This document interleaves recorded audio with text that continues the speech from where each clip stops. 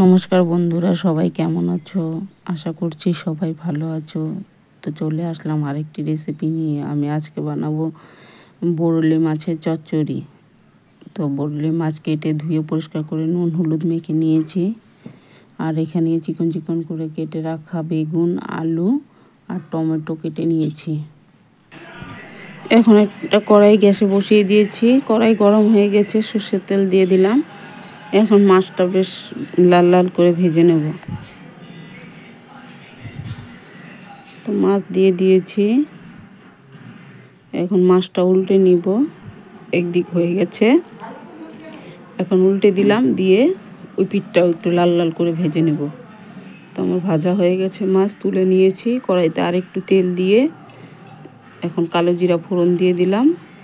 ওই তেলের মধ্যে কয়েকটা জিরা কাঁচা লঙ্কা দিয়ে দিলাম। ফোড়নটা ভাজা হয়ে গেছে, এখন কেটে রাখা আলুগুলো দিয়ে দিলাম। আলুগুলো একটু নাড়াচাড়া করে ভেজে নিয়ে তারপরে বেগুন আর টমেটো দেব। বন্ধুরা, ভিডিওটি কেউ স্কিপ না করে সম্পূর্ণ দেখো। তো আমার আলুটা লাল লাল করে ভাজা হয়ে গেছে, এখন টমেটো দিয়ে দিব। টমেটো দিয়ে তারপর এখন বেগুনটাও দিয়ে দেব। দিয়ে এখন ভালো করে নাড়াচাড়া করে নেব।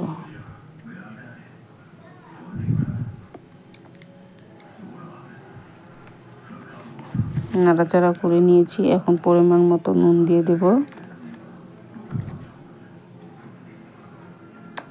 নুন দিয়ে আরও কিছুক্ষণ নাড়াচাড়া করে নেব।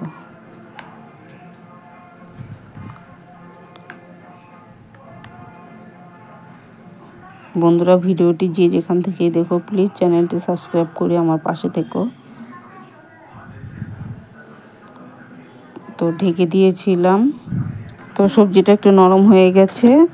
এখন হলুদ আর জিরে বাটা দিয়েছি। জায়গাটা আমার স্কিপ হয়ে গেছে বন্ধুরা।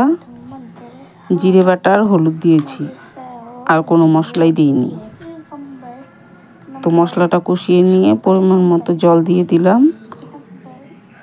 জল দিয়ে এখন সামান্য চিনি দিয়ে দিলাম। দিয়ে এখন ঝোলটা ফুটিয়ে নিব।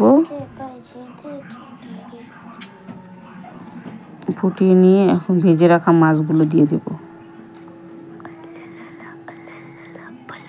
মাছগুলো দিয়ে দিয়েছি। এখন একটু নাড়াচাড়া করে আরও কিছুক্ষণ ফুটিয়ে মাখো মাখো করে নেব।